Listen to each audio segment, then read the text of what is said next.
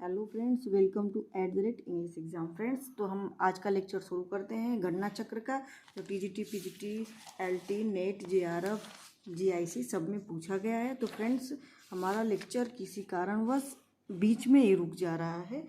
तो फ्रेंड्स, हम सोच रहे हैं कि जहाँ तक हमारा रुका है वहीं से हम स्टार्ट करते हैं नेक्स्ट लेक्चर। तो हमारा लेक्चर ये क्वेश्चन नंबर गया था 41 तक हुआ था। 42 से आज हम शुरू करते हैं।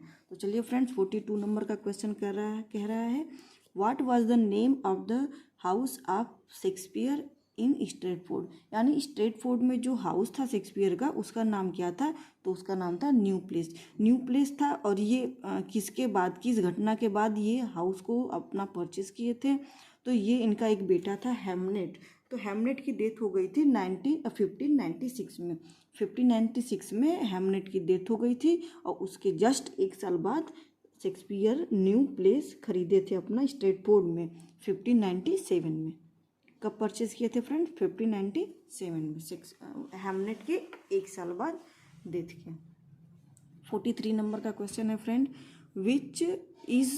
Which is the correct serial of the tragedy of Shakespeare. यानी शेक्सपियर का जो ट्रेजिडी है यहाँ पे दिया गया है 4 ऑप्शन, उसमें से बता रहा है कि आप सीरियल में लगाइए जो ग्रेट ट्रेजिडीज़ हैं उनकी। तो ग्रेट ट्रेजिडीज उनकी देखिए 4 है। उसको याद करने का तरीका है होकम से। होकम याद करिए आप फ्रेंड्स। ये बोलने में भी बहुत अच्छा लगता है, एक दो बार आप बोलेंगे तो याद भी हो जाएगा और अच्छा भी लगता है। इसको बोलते हैं होकम। H for Hamlet, O for Othello, K for King Lear, M for Macbeth. तो ऐसे करके आप 4 ग्रेट ट्रेजिडीज जो कि सीरियल में लिखा गया है उसको लर्न कर सकते हैं। 44 नंबर का क्वेश्चन कह रहा है in the first folio edition of Shakespeare's dramas which play was omitted. Friends, ये पहले क्वेश्चन आ चुका है हमारे लेक्चर में। तो इसमें ये पूछ रहा है कि फ्रेंड्स ये लेक्चर में आ चुका है, इसका मतलब ये है कि ये क्वेश्चन जो है बार बार पूछा गया है। फ्रेंड्स, जितने भी क्वेश्चन यहाँ पे कराए जा रहे हैं उन सब के एक एक क्वेश्चन का आंसर आपको आना चाहिए डिटेल में। क्योंकि फ्रेंड्स ये क्वेश्चन अगर छूट गया तो समझिए आप सिलेक्शन से दूर हैं। एटलीस्ट आपको जो प्रीवियस ईयर क्वेश्चन है वो तो नहीं छूटना चाहिए फ्रेंड्स। तो इसमें जितने भी लेक्चर्स हम बता रहे हैं सबको, क्वेश्चंस को आप दिमाग में बैठाते चलिए। तो इसमें पूछ रहा है कि कौन सा ऐसा जो है इनका ड्रामा है जो कि ओमिटेड हो गया था, निकाल दिया गया था फर्स्ट फोलियो से। फर्स्ट फोलियो आपका हेमिंग एंड कैंडल, जो हेमिंग और कैंडल थे उन्होंने इनका पब्लिश कराया था 1623 में, जिसमें कि पेरिकल्स को यानी 37 में से 36 प्ले को ही पब्लिश किया गया था, जिसमें से कि इनका पेरिकल्स को निकाल दिया गया था। 45 नंबर का क्वेश्चन है which of the following pledge is a social satire dealing with the fashion and fades of the day. यानी शेक्सपियर का कौन सा ऐसा वर्क है जिसमें सोशल सेटायर डीलिंग किया गया है with the fashion and fades of the day. यानी फैशन और सनक जो है, कहते हैं फैशन का जो सनक है ना, फैशन और सनक को दिखाया गया है। तो इनके कौन से वर्क में? Love, levers and last. इसमें फैशन की दुनिया को बहुत ज़्यादा दिखाया गया है और फैशन का इसमें सनक को दिखाया गया है कि कितना सनक होती है लोगों को फैशन की। 46 नंबर का क्वेश्चन कह रहा है Desdemona famous Shakespearean character belongs with the following place. यानी डेस्डेमोना का नाम आपने सुना होगा।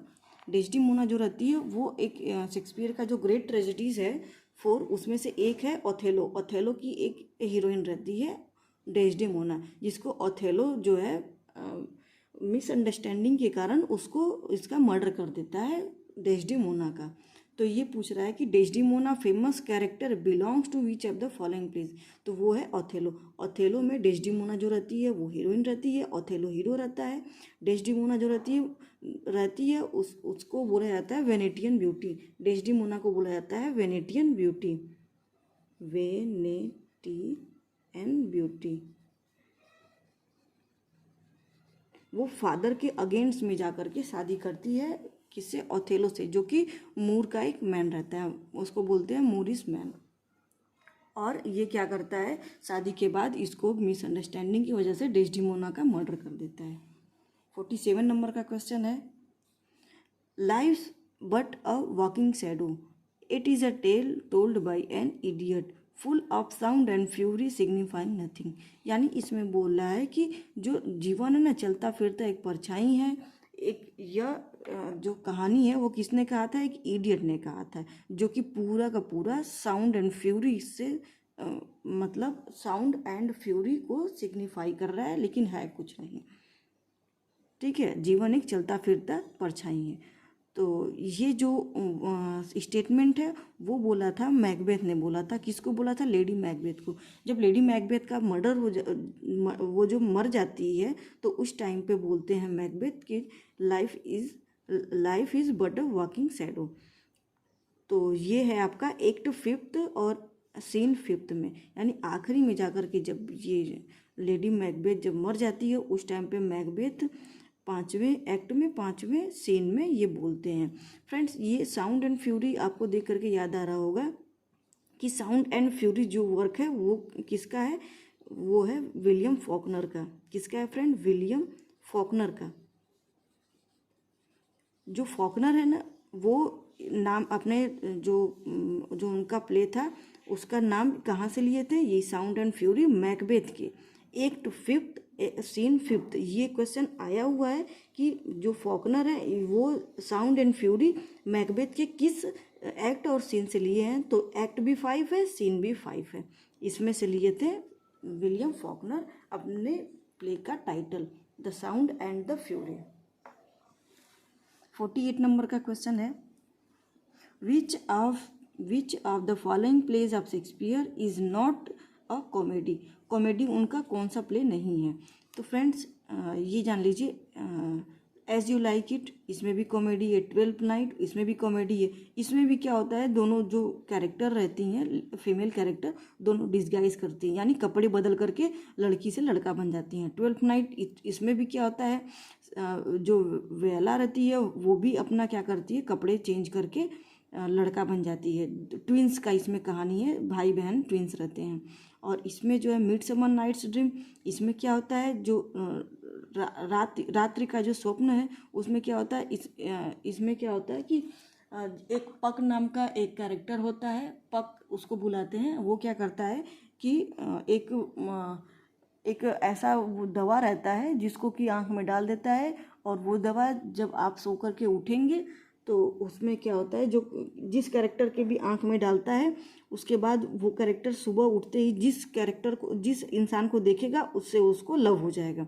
ये होता है ड्रीम, मिडसमर नाइट्स ड्रीम में। तो ये तीनों के तीनों क्या होते हैं, कैरेक्टर, ये कॉमेडी होते हैं। एंटोनियो एंड क्लियोपेट्रा, इसमें क्या होता है, एंटोनियो और क्लियोपेट्रा जो है जूलियस सीजर के बाद का ये कहानी है, और ये ट्रेजेडी है। क्लियोपेट्रा के साथ आखिरी में ट्रेजेडी होता है और एंटोनियो के साथ भी ट्रेजेडी होता है। ये जूलियस सीजर का जो रोमन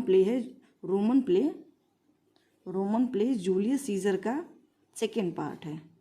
ठीक है फ्रेंड्स, ये सेकेंड पार्ट है इसका। और दोनों के दोनों क्या हैं फ्रेंड्स, दोनों के दोनों रोमन प्ले हैं। ठीक है, एंटोनियो और क्लियोपेट्रा, जूलियस सीजर, तो ये दोनों के दोनों ट्रेजेडीज हैं। क्या है फ्रेंड्स? ट्रेजेडीज है, वो भी Roman tragedies. William Shakespeare love labours lost were a free adaptation of, यानी जो लव लेबर लॉस्ट इनका जो कॉमेडी है वो किसके नाम, कहाँ से लिया गया है? जो एडॉप्टेशन है इसका कहाँ से लिया गया है, किसके आधार पे लिखा गया है? मेनाकमी ऑफ प्लॉटस। किससे लिया गया है? मेनाकमी ऑफ प्लॉटस। 50 नंबर का क्वेश्चन है, who exclaims in his sonnet that under this carved marble of thin owns live brave tragedian Shakespeare sleep alone। यानी ये एक स्टेटमेंट है जो कि विलियम बेस ने बोला था कि शेक्सपियर तुम अपने पत्थर के नीचे अपना कब्र बना के अकेले ही लेट जाओ, महान ट्रेजेडियन शेक्सपियर। इसमें बोलते हैं विलियम बेस जो बोलते हैं शेक्सपियर एक जो महान नाटककार हैं, दुखांत के जो महान नाटककार हैं शेक्सपियर, तुम अपने ही कब्र में अकेले लेट जाओ अपने पत्थर के नीचे, ये बोलते हैं। 51 नंबर का क्वेश्चन है, who describe William Shakespeare as upstart crow beautified with our features. Friends, अगर आपने शेक्सपियर को पढ़ा है तो ये क्वेश्चन तो आपको आना ही चाहिए, ये बहुत ज़्यादा इम्पोर्टेंट है, इनके लाइफ से जुड़ा हुआ। यानी इनको क्रिटिसाइज़ किए थे आपके रॉबर्ट ग्रीन इनको बहुत ज़्यादा क्रिटिसाइज़ किए थे। अभी हमने पिछले लेक्चर में आपको बताया था jacks of all master of none, यानी सबका थोड़ा थोड़ा नॉलेज है शेक्सपियर को, लेकिन किसी भी चीज़ का पूर्ण ज्ञान नहीं है। और उसके बाद फिर ग्रीन ही बोलते हैं, फिर से उनको क्या बोलते हैं, N upstart crow beautified with our nature. यानी जो जो ये तुम्हारे ये सब हैं, सब के सब यूनिवर्सिटी विट्स हैं। ग्रीन है, मार्लो हैं, पीले हैं, लिली हैं, ये लोग क्या है, यूनिवर्सिटी विट्स हैं। तो शेक्सपियर तो पढ़े नहीं हैं, शेक्सपियर तो बस क्लास 5 या 8 तक पढ़े हैं, ये क्लियर नहीं है उनका कब तक पढ़े हैं। लेकिन ये लोग क्या किए थे, ये लोग ऑक्सफोर्ड और कैम्ब्रिज से बिलोंग करते थे, यूनिवर्सिटी विट्स थे। तो शेक्सपियर जब अपना नया नया शुरू किए थे वर्क, तो उसको देखते हुए रॉबर्ट ग्रीन उनको क्रिटिसाइज़ किए थे। एंड अपस्टार्ट क्रू, एक अभी नौसिखुआ जो कौवा है, हमारा पंख लगा करके, सुंदर पंख लगा करके उड़ना शुरू कर रहे हैं, ये बोले थे रॉबर्ट ग्रीन। यानी उनको क्रिटिसाइज़ किए थे कि भाई हमारा जितना भी वर्क है उसको फॉलो करके या उसी के अकॉर्डिंग जो एक नौसिखुआ कौवा है वो हमारी पंख लगा करके अभी अभी उड़ना शुरू किया है। इस तरह से उनको अपने पैम्फलेट में क्रिटिसाइज़ किए थे। कौन? ये आपके रॉबर्ट ग्रीन। कौन किए थे? Robert Greene. और किस में किए थे, कौन से वर्क में किए थे? तो इनका वर्क था on tigers heart wrapped women's hide upstart crow. ठीक है फ्रेंड्स, ये था। नेक्स्ट है आपका 52 नंबर का question, the founder of romantic comedy. यानी जो यूनिवर्सिटी विट्स थे ना, ये सारे के सारे यूनिवर्सिटी विट्स हैं फ्रेंड्स, आप ये ध्यान में रखते जाइए। 7 यूनिवर्सिटी विट्स में से देखिए, एक नैस यहाँ पे है, लोड्स हैं, कीड्स हैं, ग्रीन है। तो इसमें ये क्वेश्चन पूछ रहा है कि इसमें से यूनिवर्सिटी विट्स में से या फाउंडर ऑफ रोमांटिक कॉमेडी के फाउंडर कौन है? तो वो है थॉमस कीड से समझिए, देखिए बच्चा, कीड ये होता है स्पेलिंग, लेकिन यहाँ पे आप समझिए पुराने ज़माने में ऐसे समझिए कि ऐसे लिखा जाता होगा, लिखा नहीं जाता था, लेकिन हम आपको समझने के लिए बता रहे हैं। कीड मतलब बच्चा, यानी बच्चे क्या करते हैं? कॉमेडी करते हैं, रोमांटिक कॉमेडी। अब इसमें लगा दीजिए, ये बड़े थे तो रोमांटिक कॉमेडी लगा दीजिए। तो ये फाउंडर कौन थे? थॉमस कीड थे। 53 नंबर का क्वेश्चन है, Bosola is the name of executioner in. यानी जो बसोला रहती है, वो कैरेक्टर जो एग्जीक्यूशनर रहती है, वो किस में रहती है? वो डचेज ऑफ मॉल्फी, जो कि एक रिवेंज ट्रेजेडी है। ये क्या है? रिवेंज ट्रेजेडी है फ्रेंड्स, रिवेंज ट्रेजेडी है, जो जैकोबियन एज में लिखा गया था। कब लिखा गया था फ्रेंड्स? जैकोबियन एज में लिखा गया था। डचेज ऑफ मल्फी किसके द्वारा लिखा गया था फ्रेंड्स? ये तो ये लिखा गया था जॉन वेबस्टर जो कि जैकोबियन एज से बिलोंग करते थे, वही लिखे थे डचेज ऑफ मल्फी, जिसमें बसोला रहती है, एग्जीक्यूशनर रहती है। 54 नंबर का क्वेश्चन है, the author how many children had lady Macbeth. Friends, आप जब मैकबेथ पढ़ेंगे तो उसमें एक जगह पे लेडी मैकबेथ बोलती है कि मेरे अगर बच्चे भी रहते तो उसको भी मैं मार देती, ऐसे करके स्टेटमेंट आता है। तो उस स्टेटमेंट से आप याद करिए, बच्चे होते तब ना। तो अब ये देखिए, तो जो एल्सी नाइट्स रहते हैं तो वो क्या करते हैं, ये सुन करके बोलते हैं कि how many children had lady Macbeth. ये वो क्या करते हैं, एक क्रिटिकल वर्क ला देते हैं। क्रिटिकल वर्क कब लाते हैं? जब सुनते हैं कि भाई ये ट्रिक है फ्रेंड्स, इसको आप सीरियस नहीं लीजिएगा।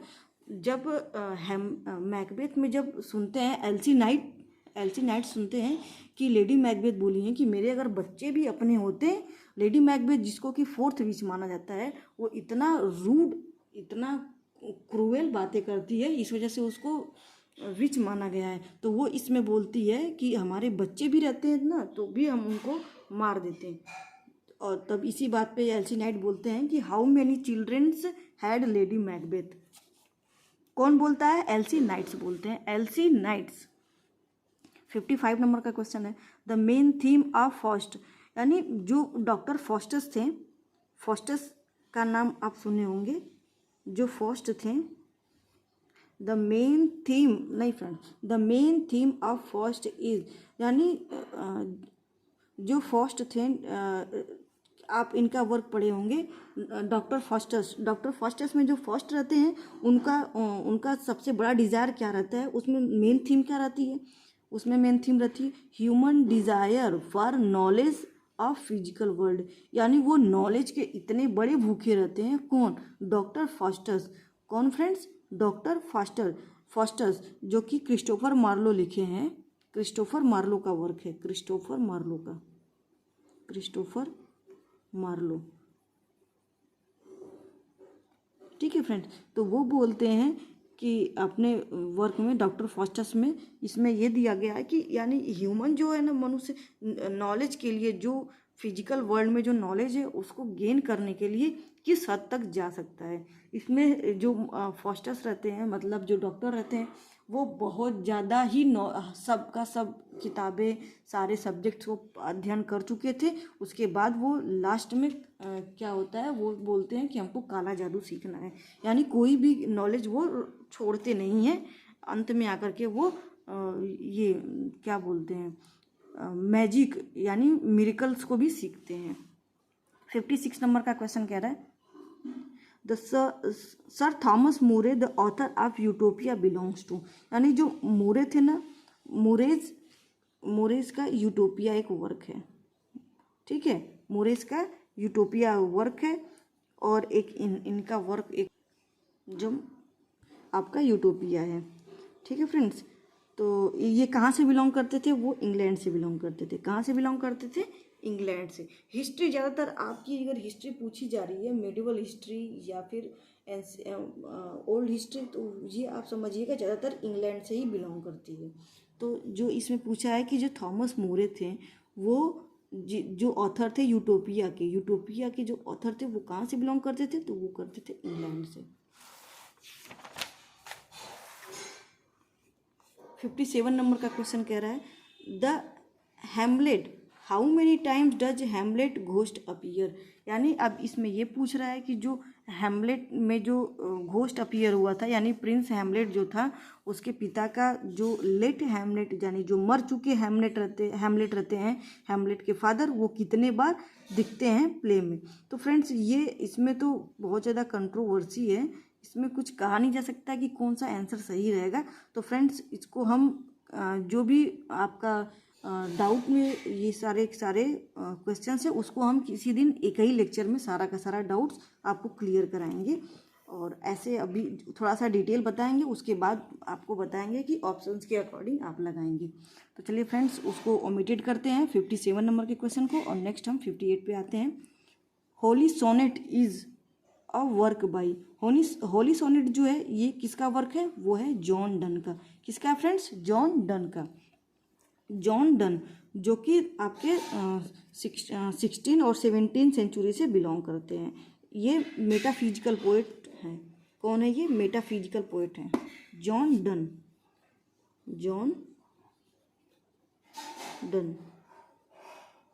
ठीक है फ्रेंड्स, ये मेटाफिजिकल पोएट हैं जो कि होली सोनेट लिखे थे। क्या लिखे थे फ्रेंड्स? Holy sonnet.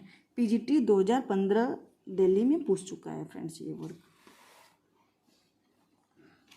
59 नंबर का क्वेश्चन कह रहा है, which of the following is not a play by Ben Jonson, यानी बेन जॉनसन का कौन सा वर्क नहीं है?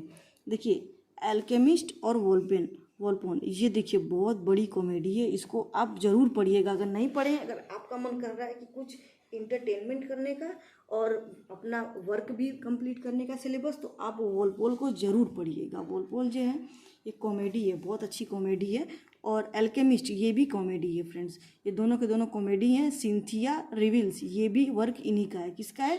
Ben Johnson. किसका है फ्रेंड्स? बेन जॉनसन का। तीनों का तीनों है। और ये वाला वर्क अभी हम आपको बताए हैं, डचेस ऑफ माल्फी किसका था? वेबस्टर का था, Webster. Duchess of Malfi, Webster. Next है फ्रेंड, नेक्स्ट 60 नंबर का है, which of the following plays of Shakespeare has an epilogue. ये फ्रेंड्स बार बार क्वेश्चन पूछा जाता है कि जो शेक्सपियर का इपीलॉग है वो कौन से वर्क में है इनका। वो है आपका टेम्पेस्ट में। टेम्पेस्ट में इपीलॉग आपका पाया जाता है और एक प्रोलॉग भी पाया जाता है। प्रोलॉग क्या होता है फ्रेंड्स? इपीलॉग का जस्ट अपोजिट होता है प्रोलॉग। ये इपीलॉग क्या होता है? जो वर्क होता है उसके आखिरी में जो लिखा जाता है, बताया जाता है वर्क के बारे में लास्ट में, यानी ड्रामा या प्ले ख़त्म होने के लास्ट में जो बताया जाता है उसको क्या बोलते हैं? इपीलॉग। जो कि टेम्पेस्ट में मिलता है, आपको देखने को क्या मिलता है? इपीलॉग लास्ट में। अब प्रोलॉग क्या होता है? प्रोलॉग जो प्ले स्टार्ट होने से पहले ऑडियंस को बता दिया जाता है कि प्ले में कौन कौन सी चीज़ें होने वाली हैं, किसके बारे में ये प्ले है। प्रो मतलब पहले, प्रोलॉग यानी पहले, इपीलॉग मतलब लास्ट में। 61 नंबर का क्वेश्चन है, शेक्सपियरियन सोनेट इंड्स विद, यानी शेक्सपियरियन सोनेट जो है इंड कैसे होता है? तो वो होता है आपका कपलेट से, यानी 2 लाइन का जो कपलेट होता है, 2 लाइन कपलेट वो होता है। यानी शेक्सपियरियन सोनेट का राइमिंग स्कीम क्या है friends? A B A B, A B A B, C D C D, C D C D, E F D D. Sorry friends, हमको लग रहा है कहीं पे नहीं, ई एफ अब तो जी होगा ना। देखिए फ्रेंड्स यहाँ पे दिया है इनका, ये देखिए A B, C D C D, E F, अब यहाँ पे जी हो जाएगा। हम डी बोल रहे थे, यहाँ पे जी हो जाएगा। ठीक है फ्रेंड, ये क्या है? Rhyming scheme. तो ये जो है ना जी, ये है आपका कपलेट है। ठीक है फ्रेंड्स, कपलेट है जो कि 2 लाइन का होता है, वो शेक्सपियर के सोनेट के आखिरी में लिखा जाता है। 62 नंबर का क्वेश्चन है, life but a walking shadow a poor player occurs in Shakespearean, यानी शेक्सपियर में हम आपको अभी बताए थे। देखिए ये थोड़ा सा 1-2 लाइन को छोड़ करके दे दिया जाता है। तो life is but a walking shadow, यानी जो जीवन है वो चलता फिरता परछाई है। आप इतना याद रखेंगे तो आप इतने में लगा देंगे। ये मैकबेथ बोला था, कब बोला था? मैकबेथ बोला था जब लेडी मैकबेथ का क्या हुआ था? डेथ हो गया था, तब मैकबेथ बोले थे life is but a walking shadow, जीवन कुछ नहीं केवल चलता फिरता परछाई है। 63 नंबर का क्वेश्चन है, the main theme of Shakespearean sonnet, यानी शेक्सपियर के का जो सोनेट का मेन थीम क्या रहता है? तो होता है लव। क्या होता है फ्रेंड्स? लव। याद रखिएगा, आपको लव, मैरिज और ऐसे करके लस्ट, ऐसे करके 2-3 ऑप्शन आपको देगा, तो आपको क्या करना है? ये लव का ऑप्शन लगाना है। कौन सा लगाना है फ्रेंड्स? लव का ऑप्शन लगाना है, आपको भूलिएगा नहीं फ्रेंड्स। 64 नंबर का क्वेश्चन है, the total number of sonnet written by Shakespeare, Shakespeare के द्वारा टोटल नंबर कितने सोनेट लिखे गए थे? तो वो लिखे गए थे 154 सोनेट्स, 154 सोनेट्स। फ्रेंड्स इसको हम थोड़ा सा डिटेल कर देते हैं। तो William Shakespeare wrote 154 sonnet. His sonnet can be divided into the different section in numerous veg.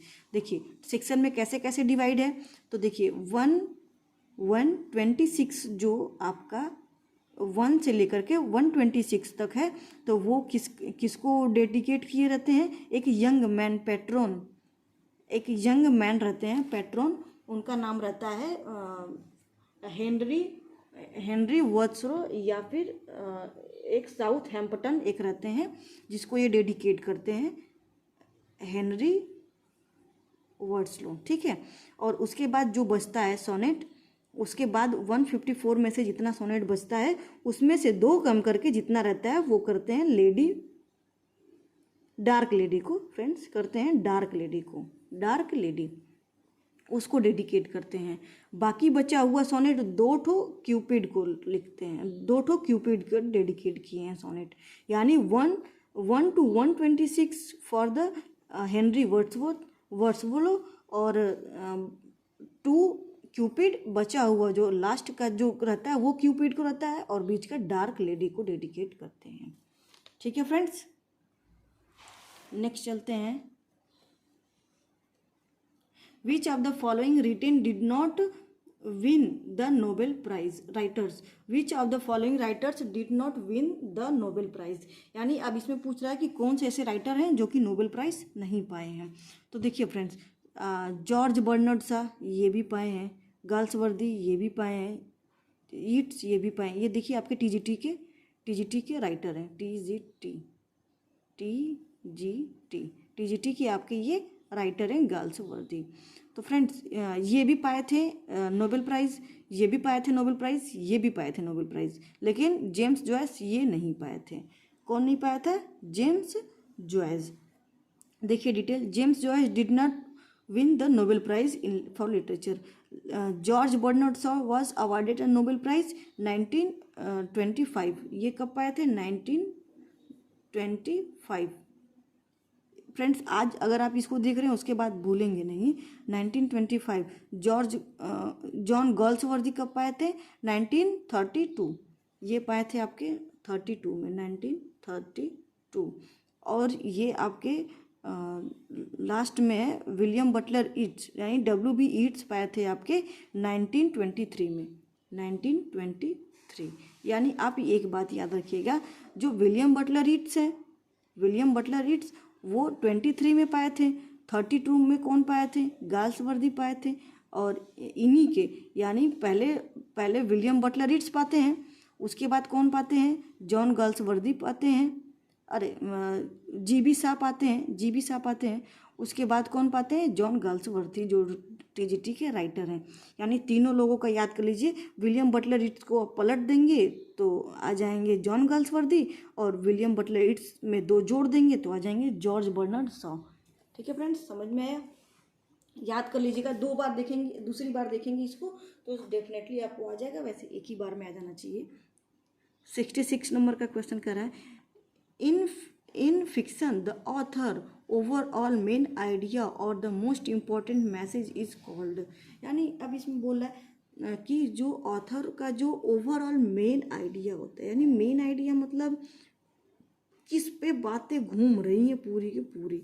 Most important message, यानी सबसे इम्पोर्टेंट मैसेज अपने फिक्शन में जो दे रहा है ऑथर, वो क्या कहलाता है? यानी उसको बोलते हैं थीम।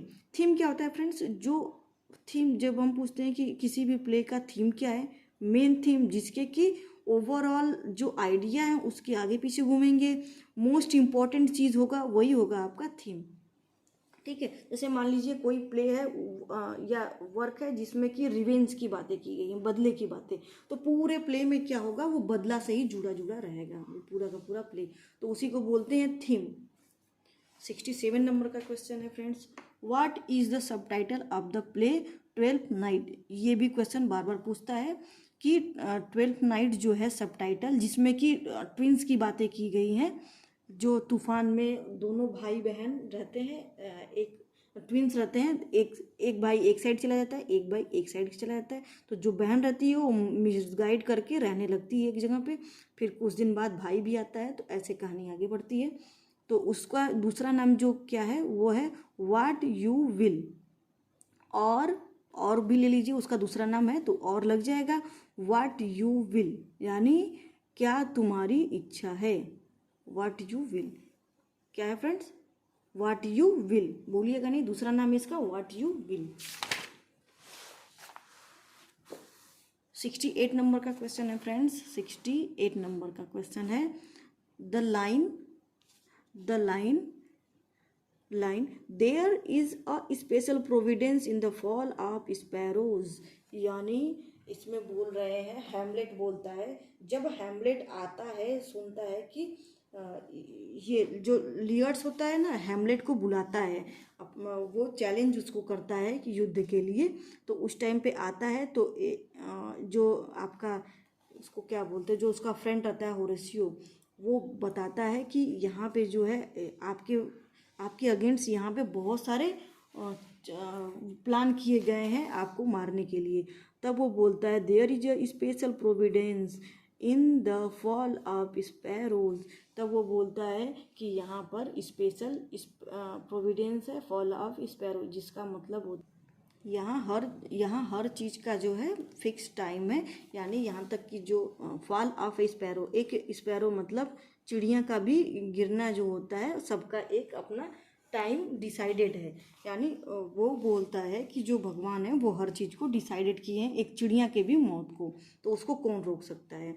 ये उसको ये फ्रेंड्स, इसको जो होरेसियो रहता है वो इसको पहले से ही सतर्क करता है, केयरफुल करता है कि यानी आप इस चीज़ को जान लीजिए कि आपको यहाँ पर लियर्ड्स के साथ क्या है, ड्वेल करना पड़ेगा, युद्ध करना पड़ेगा। और उसमें चाल रखा गया है, प्लान किया गया है आपको छल से मारने के लिए।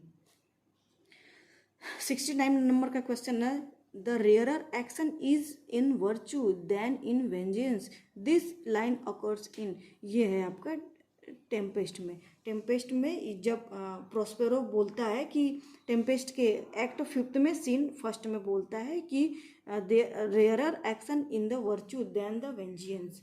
ये रेयरर एक्शन जो है, rarer action in the virtue than the vengeance, ये बोलते हैं आपके टेम्पेस्ट में। टेम्पेस्ट में कौन बोलते हैं, ये प्रोस्पेरो बोलते हैं। एक्ट 5 में, एक्ट 5 के सीन 1 में बोलते हैं।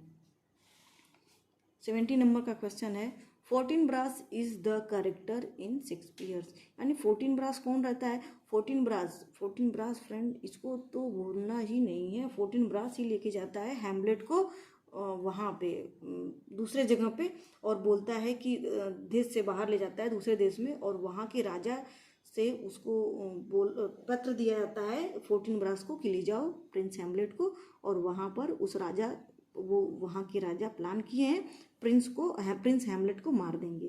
तो ये फोर्टिनब्रास कैरेक्टर किसमें का है, हैमलेट का है। ठीक है फ्रेंड्स, नेक्स्ट चलते हैं 71 नंबर का question, which of the following is not a character in as you like it. यानी एज यू लाइक का कैरेक्टर कौन सा नहीं है।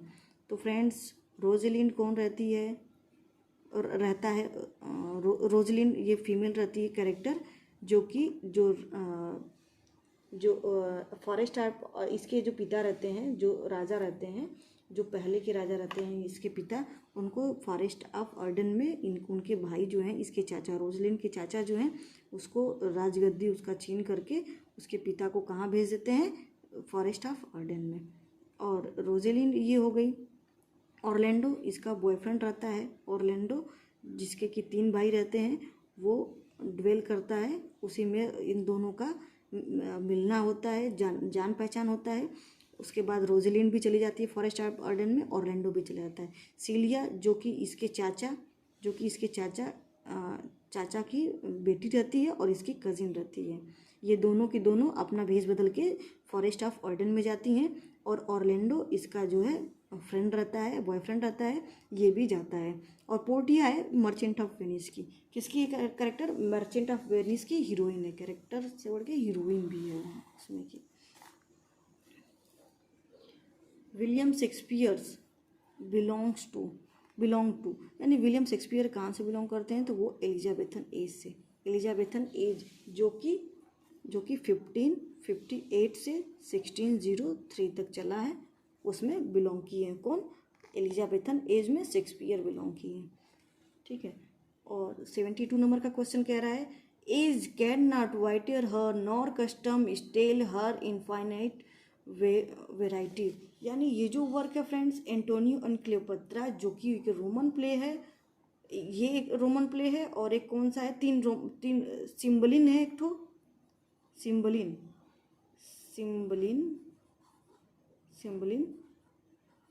सिम्बलिन है, एंटोनियो एंड क्लियोपेत्रा है, और जूलियस सीजर है। कौन सा फ्रेंड वर्क है, जूलियस सीजर।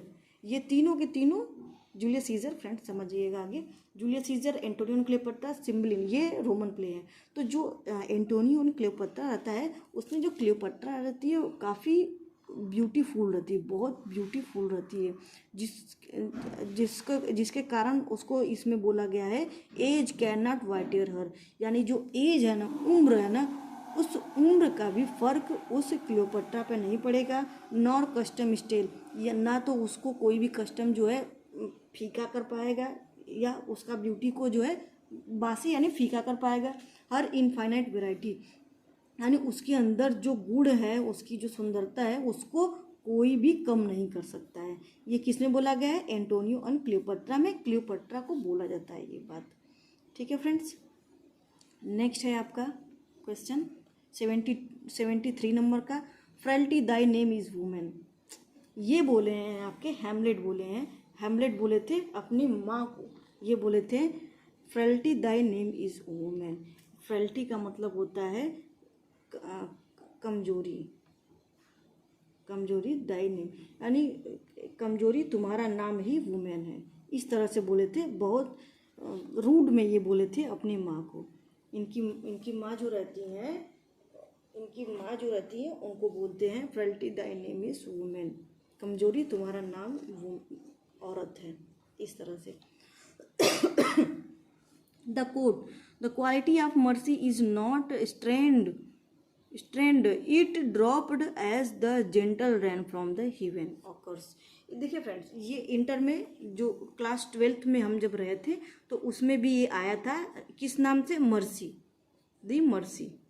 मर्सी में जो रहता है मर्चेंट ऑफ वेनिस में, जब ये कोर्ट वाला सीन रहता है, जब दो कोर्ट में पेश होते हैं, साइलॉक एंटोनियो सबके सब कोर्ट में आ जाते हैं, पोर्सिया जो डिस्गाइज करके आती है, तो उस टाइम का ये है स्टेटमेंट कि द क्वालिटी ऑफ मर्सी यानी जो दया होती है ना, नॉट स्ट्रेंड, उसको ना ऐसा नहीं है कि उसको आप खुद आर्टिफिशियल तरीके से आप ला सकते हैं, नहीं।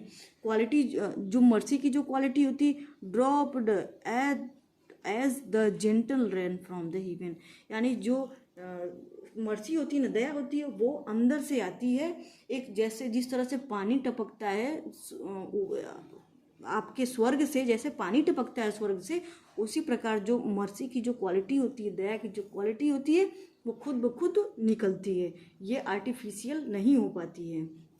ये बोला गया मर्चेंट ऑफ वेनिस में। दया करने के लिए कहा जाता है साइलॉक को कि आप दया करिए किस पर? जो एंटोनियो जो उसका लेके गया रहता है, बेसेनियो जो शिप जो कर्ज लिया रहता है उसका दोस्त, उसके नाम पर, साइलॉक से। तो चलिए फ्रेंड्स 75 नंबर का क्वेश्चन है, हाँ 75 नंबर का क्वेश्चन है, the code, love looks not with the eyes but with the mind, therefore is the winged Cupid painted blind. यानी ये जो फ्रेंड्स है मिडसमर नाइट्स में आता है कि जो जब ये जो पक नाम का कैरेक्टर है उसकी आँख में जब आँख में डाल देता है वो दवा, वो एक फूल का रस रहता है वो डाल देता है आँख में, तो वो क्या होता है कि फिर उसके बाद डालने के बाद उसका जो आँख में जो प्यार रहता है वो किसी और के लिए हो जाता है, यानी दूसरे कैरेक्टर के लिए हो जाता है। और वो कैरेक्टर कौन रहता है? वो गधे का सिर लगाया रहता है, एक ड्रामा करने वाला रहता है, गधे का सिर लगाया रहता है, तो उससे प्यार करने के लिए वो दौड़ने लगता है। Love looks not with the eyes, वो बोलता है कि भाई जो प्यार है ना उसको आँख से नहीं दिखाया जाता है, बट विद द माइंड, प्यार से भी नहीं। Therefore is winged Cupid painted blind, इस वजह से क्या है, जो क्यूपिड है वो पेंटेड ब्लाइंड है, ये बोला जाता है आपका मिडसमर नाइट्स ड्रीम में। ठीक है फ्रेंड्स, नेक्स्ट है आपका 76 नंबर का, who is known as the melancholy man as you like it. यानी इसमें पूछ रहा है कि जो एज यू लाइक इट रहता है, एज यू लाइक इट उसमें रहता है फ्रेंड्स, जैक नाम का कैरेक्टर रहता है। फ्रेंड्स कौन रहता है? जैक नाम का कैरेक्टर। जैक जो आप एक इसका सुनेंगे कोट, चलिए फ्रेंड्स आगे बताते हैं, डिटेल में बताएंगे। जो सेवन स्टेजेस ऑफ मैन के बारे में बताया है वो कौन बताया है? जैक बताया है। तो जैक जो रहता है मेलंकली, उदास आदमी रहता है, वो किसके साथ रहता है? फॉरेस्ट ऑफ अर्डन में राजा के साथ रहता है, फॉरेस्ट ऑफ अर्डन में राजा के साथ रहता है, फॉरेस्ट ऑफ अर्डन में रहता है। ठीक है, ड्यूक सीनियर के साथ, जो एक ड्यूक रहते हैं ना, ड्यूक सीनियर, जो कि जिसको उनके भाई जो है राजगद्दी से हटा करके उनको फॉरेस्ट में यानी जंगल में भेज देते हैं, और उसके साथ फिर जाता है जैक। तो जैक जो जाता है ना, मेलंकली बातें करता है, एकदम उदास भरी बातें करता रहता है हमेशा बुद्धिमत्तापूर्ण करता है और उदास रहता है। Who said that Shakespeare in his comedies has only heroine and no heroes. यानी जो कॉमेडीज़ में शेक्सपियर का देखा जाता है, तो शेक्सपियर कॉमेडी ट्रेजेडीज़ में तो मान लीजिए रॉयल अपने कैरेक्टर्स, मेल कैरेक्टर्स को डालते हैं, और ज़्यादातर कॉमेडीज़ में क्या करते हैं, ये बात तो सही है कि कॉमेडीज़ में वो ज़्यादातर फीमेल कैरेक्टर को रखे हैं। तो कौन बोलता है ये? John Ruskin. रस्किन क्या बोलते हैं कि भाई जो शेक्सपियर का वर्क है ना, उसमें जो है उनकी कॉमेडीज़ में क्या है, ओनली हीरोइंस, यानी केवल हीरोइन है, हीरो नहीं है। हीरो का कम उसमें, वो देखिए फ्रेंड्स, हीरो तभी होता है जब उसमें अलग से गुण दिए जाते हैं, अलग से क्वालिटीज़ दी जाती है, तब उस प्ले में उस हीरो या हीरोइन को, जिसके अंदर अच्छी क्वालिटी रहती है, उसको हीरो या हीरोइन बोलते हैं। तो फ्रेंड्स, इसमें क्या होता है, जो कॉमेडीज इनका है शेक्सपियर का, उसमें ज़्यादातर हीरोइन का डिपिक्शन किए हैं। कौन? शेक्सपियर। हीरोज़ का कम किए, हीरोज़ का ज़्यादातर किस में किए हैं? ट्रेजेडीज़ में किए हैं। 78 नंबर का क्वेश्चन है, Shakespeare is indebted to one of the following sources for the subject matter of his some plays, choose the right one from the following. यानी अब जो शेक्सपियर हैं, देखिए फ्रेंड्स, कोई भी वर्क है तो कहीं ना कहीं से इंस्पायर होके या कहीं ना कहीं से कहानियाँ लेकर के ही लिखेगा। तो इसमें यही पूछ रहा है कि जो शेक्सपियर है अपनी कहानियों का जो सोर्सेस है, जो सोर्स है वो कहाँ से उठाए हैं, सब्जेक्ट मैटर जो लिए हैं वो कहाँ से लिए हैं, अपने सब्जेक्ट, अपने कहानियों के लिए जो सब्जेक्ट मैटर उठाए हैं वो कहाँ से उठाए हैं? वो ज़्यादातर उठाए हैं फ्रेंड्स होलिंसेड क्रॉनिकल से। कहाँ से उठाए हैं फ्रेंड्स? होलिंसेड क्रॉनिकल से उठाए हैं। तो डिटेल्स थोड़ा सा पढ़ लेते हैं। Holinshed chronicles also known as the Holinshed chronicle of England, Scotland, Ireland. यानी जितने भी, देखिए, किंग लियर हो गया और आपका जितना भी हिस्ट्री प्लेज है, इनका ज़्यादातर जो बहुत जितना भी इनका वर्क है, ज़्यादातर वर्क, एक दो को छोड़ा जाए तो सबका सब इनका क्या है, सोर्स लिया गया है किसी न किसी प्ले से। किसी प्ले से लिया गया है, तो कहीं के राजा का ही डिपिक्शन कर दिए हैं बुक में, रियल स्टोरी बेस्ड कर दिए हैं। और ये देखिए, ज़्यादातर इनका जो होलिंसेड क्रॉनिकल से उठाए हैं वो इंग्लैंड, स्कॉटलैंड, आयरलैंड से उठाए हैं, कोलैबोरेटिव वर्क। ठीक है फ्रेंड्स। और अब 79 नंबर का क्वेश्चन है, which play of Shakespeare portrait the character of Malvolio. Malvolio बहुत ज़्यादा कॉमेडी कैरेक्टर रहता है, किसमें का? ट्वेल्थ नाइट में का। ट्वेल्थ नाइट जिसमें ट्विंस की बातें कही गई हैं, ट्विंस की, भाई बहन की, तो उसमें जो एक रहता है मालवोलियो। मालवोलियो को लोग बेवकूफ़ बनाते हैं, अदर कैरेक्टर्स जो हैं उसको ट्वेल्थ नाइट में बेवकूफ़ बनाते हैं, और पूरे प्ले में ये बेचारा क्या रहता है, बेवकूफ़ बना रहता है। लास्ट में उसको पता चलता है कि सच्चाई क्या है, तब वो फिर और पागल हो जाता है। उसके बाद जो क्वीन रहती है, प्रिंसेस रहती है, वो क्या करती है, उसको फिर से जेल में बंद करवा देती है।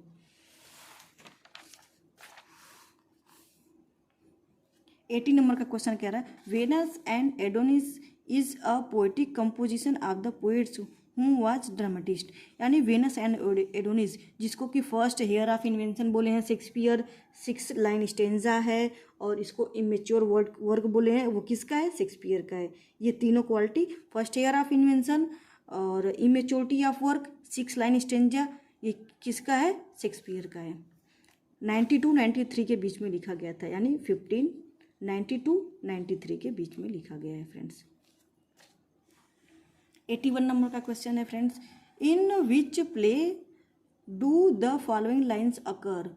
यानी ये कौन सा प्ले है जिसमें कि ये लाइन जो है आता है, neither a borrower nor a lender be for loan oft loses the both itself and friends and borrowing dulls the age of husbandry।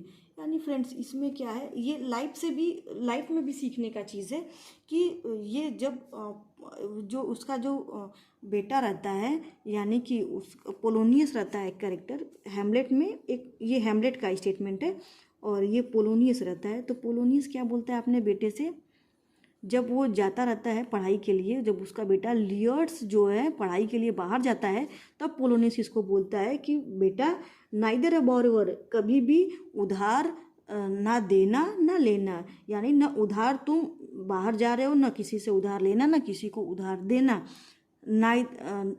For loan of losses both it self and friends, यानी जो तुम पैसा दोगे या लोगे वो तो पैसा जाएगा ही जाएगा, तुम्हारा दोस्ती जो है वो भी ख़त्म हो जाएगा, यानी दोस्ती भी तुम्हारी चली जाएगी और पैसा भी चला जाएगा। इसलिए तुम ना तो लोन लेना, पैसे उधार लेना, ना तो देना। ये कौन बोला था? ये हैमलेट में पोलोनियस बोला था, लियर्ड से बोला था अपने बेटे से। 82 नंबर का question, choose the correct name of the play from those given from which of the following lines has been taken. यानी अब ये पूछ रहा है कि ये जो लाइन है वो किस प्ले से लिया गया है, करेक्ट नेम पूछ रहा है।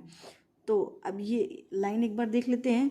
वी आर सच स्टफ, क्या है? हम एक बेवकूफ़ हैं।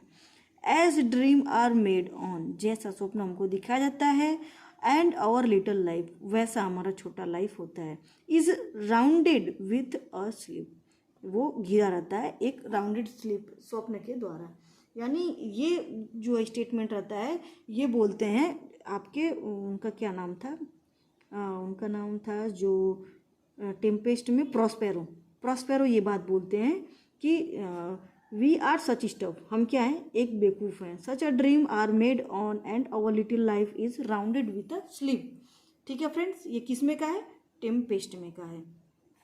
चलिए फ्रेंड्स नेक्स्ट चलते हैं। 83 नंबर का क्वेश्चन कह रहा है शेक्सपियर क्या है?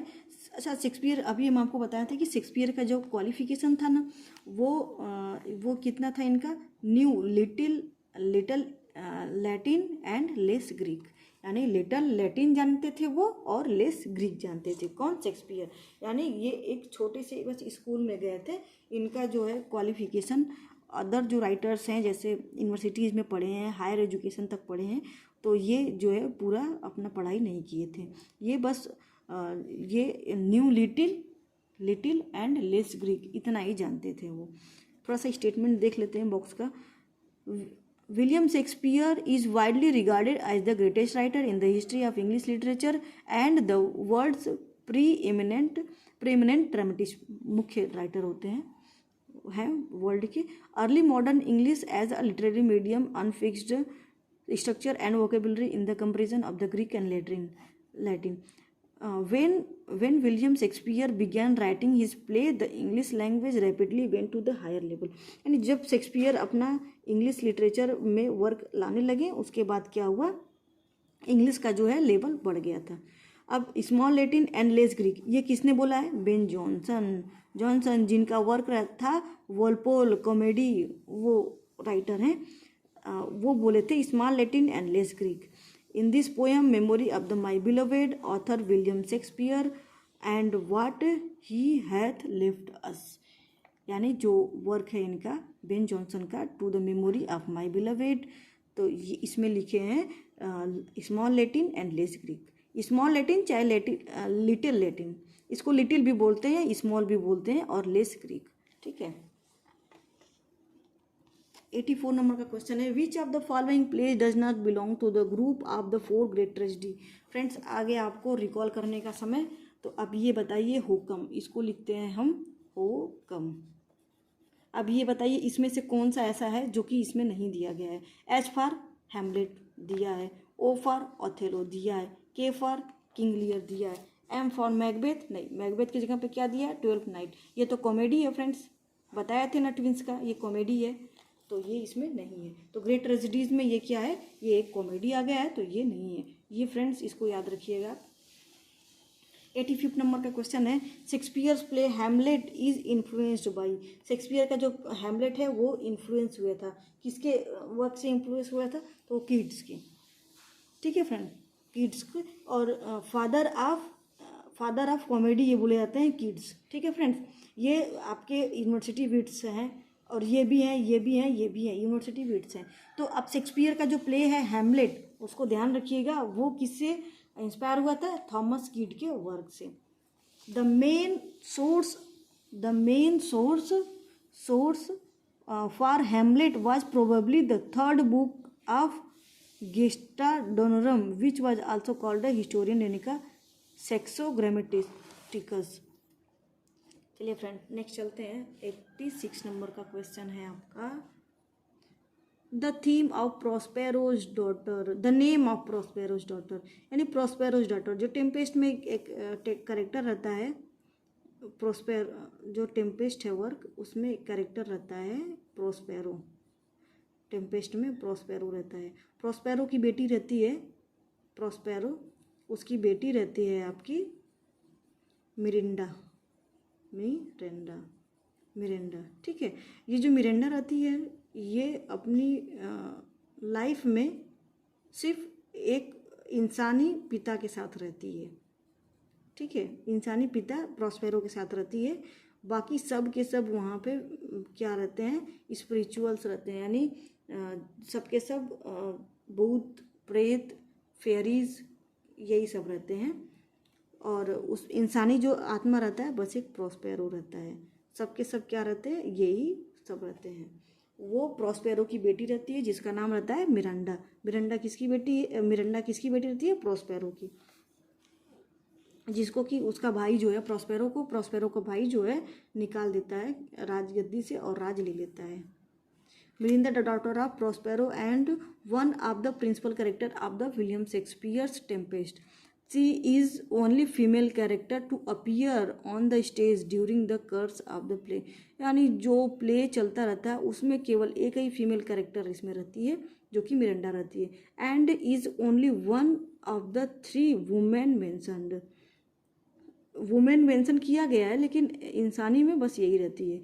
She was banished to the island along with her father. यानी वो बैनिश की जाती है, बाहर निकाल दी जाती रहती है, अपने राज्य से बाहर निकाल दी जाती है अपने पिता के साथ साथ।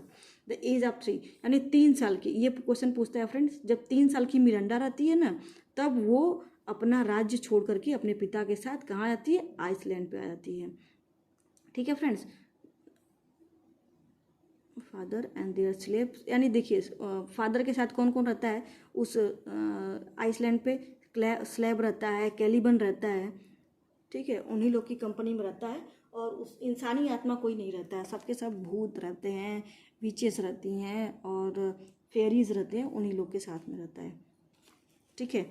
The dominating passion of Macbeth, यानी मैकबेथ के पतन का डोमिनेटिंग पैशन, जो उसका पतन था वो किस कारण हुआ था, वो एम्बिशन के कारण हुआ था। बहुत ज़्यादा महत्वाकांक्षी, किसी, देखिए फ्रेंड, महत्वाकांक्षी होना ठीक है लेकिन गलत करके किसी काम को करना, महत्वाकांक्षी बनना ये गलत है। जैसे आप सोचिए कि किसी का पैसा है, हम उसको मार करके छीन के और वहाँ उसको हम ले लें, तो ये क्या होता है, ये एम्बिशन, ये गलत होता है, ये महत्वाकांक्षी गलत होता है। महत्वाकांक्षा रखिए लेकिन सही तरह से रखिए, गलत करके नहीं रखते हैं। तो ये मैकबेथ रहता है, उसको एम्बिशन बहुत रहता है कि वहाँ का राजा बने, यानी राजा उसको थेन ऑफ ऑर्डर बना दिए, उसके बाद भी उसको वहाँ का किंग बनना था। किसको, मैकबेथ को। इस वजह से उसका एम्बिशन ही उसका डोमिनेंट यानी पतन का कारण बना। 88 नंबर का क्वेश्चन है आपका। इन 12th night Olivia is overhead and years in love with, यानी जो ओलिविया रहती है ना, ओलिविया 12th नाइट रहता है उसमें ओलिविया रहती है, वो क्या करती है, ओवर हेड रहती है, and year in love with, वो वेला, वो क्या होती है, ओलिविया जो एक रहती है ये प्रिंसेस रहती है, वो क्या करती है इसको प्यार हो जाता है किससे, वेला, जो कि अपना डिस्गाइज करेक्टर है, यानी ये खुद फीमेल रहती है, ये खुद फीमेल रहती है और ये लड़का बनी रहती है। और इसके बाद जब ये पत्र अपने प्रिंस का पत्र लाती है ओलिविया के लिए प्रिंस का पत्र लाती है, और ओलिविया क्या करती है, इसी से प्यार करने लगती है, जो कि एक फीमेल रहती है, अपना रूप बदल के एक लड़का बन रहती है, सीजरियो बनी रहती है, ठीक है फ्रेंड्स। नेक्स्ट नंबर का क्वेश्चन है आपका। फ्रेंड्स लेक्चर हमारा बीच बीच में रुक जाता है फ्रेंड्स, और हम आपको बता भी नहीं पाते हैं, तो बीच में लेक्चर रुक जाता है, तो प्लीज़ आप नेक्स्ट लेक्चर में उसको देख सकते हैं। हालांकि हम कह नहीं पाते हैं कि ये हमारा लेक्चर आज का ख़त्म हो चुका है, और वो क्या होता है बीच में रुक जाता है। तो फ्रेंड्स थोड़ा सा आप इसको अवॉइड करिएगा और लेक्चर का आनंद लीजिएगा। तो चलिए फ्रेंड्स 89 नंबर का क्वेश्चन है। 89 नंबर का क्वेश्चन है, who said how poor are they that have not patience, what wound did ever heal but by degrees, यानी इसमें जो इयागो रहता है, इयागो ओथेलो का एक कैरेक्टर है फ्रेंड्स, इयागो इतना वो खलियर इंसान रहता है कि सबकी बातें इधर से उधर करके और लास्ट में डेस्डिमोना को भी मरवा देता है, डेस्डिमोना को भी मरवा देता है, जो कि ओथेलो की वाइफ रहती है, ओथेलो की वाइफ को भी मरवा देता है। क्यों? क्योंकि ये जो रहता है ना, खाली रहता है, इसके मन में जो है ओथेलो के मन में ये मिसअंडरस्टैंडिंग बढ़ता है और इसको उकसा करके डेस्डिमोना का मर्डर करवा देता है। कौन? इयागो। उसके बाद ये क्या बोलता है, how poor are they that have no patience, यानी मरवा देने के बाद ये बोल रहा है कि मतलब कितना बेकार कैरेक्टर है इसका, इतना बेकार चरित्र इसका दिखाया गया है कि ये खुद ही उकसाता है ओथेलो को, डेस्डिमोना को मरवा भी देता है क्या क्या षड्यंत्र करके। उसके बाद भी बोलता है कि कितने दयालु, कितने पुअर, कितने मतलब बेकार इंसान ये लोग हैं कि इन लोगों को थोड़ा भी धैर्य नहीं है। क्या था कि ओथेलो को थोड़ा सा पेशेंस रखना चाहिए था कि डेस्डेमोना से पहले वो जो मिसअंडरस्टैंडिंग रहती है उसको क्लियर करना चाहिए था, और ये क्लियर नहीं करता है, सोए हुए डेस्डेमोना को सीधा वो मार देता है, बिना बात को समझे जाने ये क्या करता है, उसको मार देता है उकसाने की वजह से। किसके उकसाने की वजह से? इयागो के। तब इयागो बोलता है हाउ पुअर आर दे, मतलब कितने मतलब पुअर, कितने विचित्र लोग हैं यहाँ पे कि उनको कोई भी पेशेंस नहीं रहता है। What wound did ever heal but by degrees, यानी अब जो हो गया है ना उसको भरा नहीं जा सकता है। मतलब इतना वो चालाक रहता है कि लोगों को इधर से उधर बातें करता है, मरवा देता है, जान चली जाती है, उसके बाद ये बातें बोलता है। ठीक है, 90 नंबर का क्वेश्चन कह रहा है शेक्सपियर रोट, शेक्सपियर कितना लिखे हैं? 154 sonnet, 154 sonnet, 1 for the 1 to 126 for the Henry Wordsworth. ठीक है, देखिए फ्रेंड्स यहाँ दिया तो गया है। ठीक है, lady south sonnets 1 to youth sonnets, यानी इसको बोला जाता है फेयर यूथ सोनेट या फिर हेनरी वर्ड्सवर्थ। ठीक है, और डार्क लेडी के लिए कितना सोनेट है? 127 से 152 तक। किसके लिए? डार्क लेडी की है। ठीक है फ्रेंड्स, डार्क लेडी को डेडिकेट किए हैं। और ग्रीक सोनेट्स, यानी ग्रीक एक क्यूपिड रहती है, उसको 2 सोनेट, क्यूपिड एक ये देवता माना जाता है, उसको क्यूपिड जो फीमेल रहती है उसको 2 सोनेट करते हैं डेडिकेट। ठीक है friends, 1 to 126 for the Henry Wordsworth, and lady dark lady के लिए 27 to 152, और 2 जो रिमेनिंग 2 53 54 लॉर्ड क्यूपिड। ठीक है, गॉड क्यूपिड, गॉडेस। तो 91 नंबर का क्वेश्चन है Cordelia came to help with her father because. अब ये देखिए फ्रेंड्स, एक वर्क है आपका कौन सा है? जूलियस सीजर, नहीं, किंग लियर जो रहता है उसमें उसकी 3 बेटियां रहती हैं, 3 बेटियां। ये चापलूस रहती है, ये चापलूस बड़ी वाली, दूसरी वाली भी चापलूस, लेकिन जो कॉर्डेलिया रहती है, कॉर्डेलिया ये अपने पिता से जो है जेन्युइन लव करती है, जेन्युइन उतना ही प्यार करती है जितना कि उसको अपने किसी लड़की को अपने पिता से करना चाहिए, बहुत ना उससे ज़्यादा ना उससे कम। कौन करती है? ये कॉर्डेलिया जो तीसरी वाली बेटी रहती है। तो इसमें दिया है of her genuine love for him, यानी उसका उसके पिता से जेन्युइन लव है, यानी न उससे ज़्यादा है न उससे कम है। लेकिन उसका फादर जो किंग लियर वो तो ठहरा एक नंबर का वैसा इंसान जिसको कि सुनने बहुत ज़्यादा बड़ाई सुनने की आदत है। तो इस वजह से क्या होता है, वो अपनी बेटी को छोड़ देता है। फिर लास्ट में वही बेटी कॉर्डेलिया उसकी हेल्प करती है। 92 नंबर का क्वेश्चन है Ben Jonson's name is associated with, यानी बेन जॉनसन का नाम किस में आता है? बेन जॉनसन आपको बताए थे वॉलपोल कॉमेडी हो गया, तो ये किसने लिखा था? ये लिखे थे बेन जॉनसन। तो बेन जॉनसन की कॉमेडीज कैसी होती थी? तो वो होती थी कॉमेडी ऑफ ह्यूमर्स, बहुत ज़्यादा हंसाती थी उनकी कॉमेडीज जो होती थी कॉमेडी ऑफ ह्यूमर्स। ये बेन जॉनसन से एसोसिएटेड है। 93 नंबर का क्वेश्चन है फ्रेंड्स, आज 100 क्वेश्चन करेंगे friends. Who has been termed as motive malignity, यानी जो ओथेलो में जो कैरेक्टर रहता है इयागो ये मोटिवलेस, इसका कोई उद्देश्य नहीं रहता है, खलियर रहता है, एकदम खलियर रहता है। ये जो इयागो रहता है एकदम खाली रहता है, तभी तो इधर से उधर बातें करता है। ये कौन है? मोटिवलेस, इसका कोई उद्देश्य विहीन रहता है, इसका कोई उद्देश्य नहीं होता है। ये बस क्या करता है? झगड़ा लड़ाता है, किसका? डेस्डिमोना का, ओथेलो का। ठीक है, ओथेलो को उकसा करके डेस्डिमोना को मरवा देता है। अभी इसका एक स्टेटमेंट आया था, how poor they are, they have no patience, अभी आया था पिछले क्वेश्चन में। तो इसको बोला जाता है मोटिवलेस मैलिग्निटी, यानी बेवजह घूमना फिरना, बिना उद्देश्य का घूमना फिरना, इसको बोला गया। किसको? इयागो को। ठीक है, कैलिबन एक टेम्पेस्ट वर्क है, टेम्पेस्ट शेक्सपियर का, उसमें कैलिबन आता है। तो कैलिबन कौन रहता है? ये एक विलन रहता है। ये क्या करता है? कैलिबन जो रहता है, ये जो हीरोइन रहती है इसमें की मिरिंडा, उसके साथ भी क्या करता है? गलत व्यवहार करता है। कौन? कैलिबन। ये कैलिबन रहता है जो कि इसमें का विलेन रहता है टेम्पेस्ट में। 95 नंबर का क्वेश्चन कर रहा है, Ophelia is the beloved of. Beloved का मतलब प्रेमिका। देखिए फ्रेंड्स, अगर मेल के लिए यूज़ किया जाता है, मेल के लिए यूज़ किया जाता है लवर, फीमेल के लिए यूज़ किया जाता है बिलोवेड, फीमेल के लिए बिलोवेड। ठीक है, बिलोवेड। देखिए ये है ना, तो ओफेलिया किसकी बिलोवेड रहती है, किसकी प्रेमिका रहती है? वो रहती है हैमलेट की।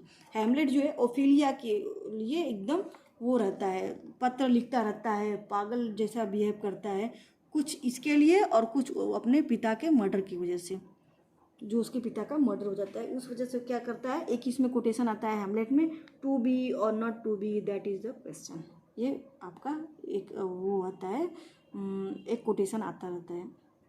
सी is noble woman of Denmark.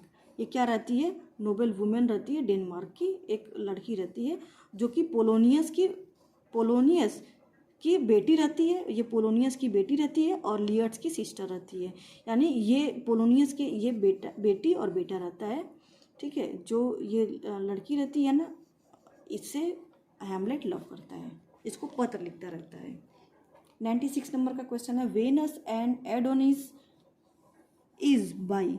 Venus and Adonis, ये देखिए ये वर्क है आपका शेक्सपियर का, first year of invention, 6 line का है, 1 2 3 4 5 6 लाइन का है ना, 6 लाइन का ये पोयम है, 6 लाइन स्टेंजा में, फर्स्ट ईयर ऑफ इन्वेंशन और इमेच्योरिटी ऑफ वर्क। 97 नंबर का क्वेश्चन है, who among the following was born first of all. अब इसमें पूछ रहा है कि कौन सबसे पहले जन्म हुआ था किसका। तो देखिए फ्रेंड्स, ये रोमांटिक एज के राइटर हैं, रोमांटिक एज के, और ये एलिजाबेथन एज के, और ये आपके हैं मिल्टन है, जॉन मिल्टन और गाल्सवर्दी। ये लोग, जो मिल्टन थे वो 1608 में जन्म हुआ था इनका, गाल्सवर्दी का जन्म हुआ था कितना हुआ था? 1867 में ये गाल्सवर्दी का हुआ था, और शेक्सपियर का 1770 में हुआ था। तो पहले जन्म किसका हुआ था? इनका जन्म हुआ था 1564 में। सबसे पहले जन्म शेक्सपियर का हुआ था। ठीक है फ्रेंड्स, और ये देखा भी जाता है कि ज़्यादातर जो इंग्लिश का जो डेवलपमेंट ज़्यादा हुआ था लिटरेचर लैंग्वेज का, तो वो शेक्सपियरियन एज में हुआ था। उसके पहले जो राइटर्स थे उतने इम्पोर्टेंट नहीं थे, उतने ज़्यादा उनका वर्क वो नहीं रहा है याद करने जैसा। 98 नंबर का क्वेश्चन है, the total number of Shakespearean sonnet 154 sonnet. ठीक है फ्रेंड्स, इसको अभी हम पिछले क्वेश्चन में हमने डिफाइन किया, तो अभी थोड़ा सा आगे बढ़ते हैं। The language used by Shakespeare in his dramas for most part of, यानी जो शेक्सपियर है ना वो क्या लिखते हैं? ब्लैंक वर्स लिखते हैं। कौन सा लिखते हैं? Blank verse.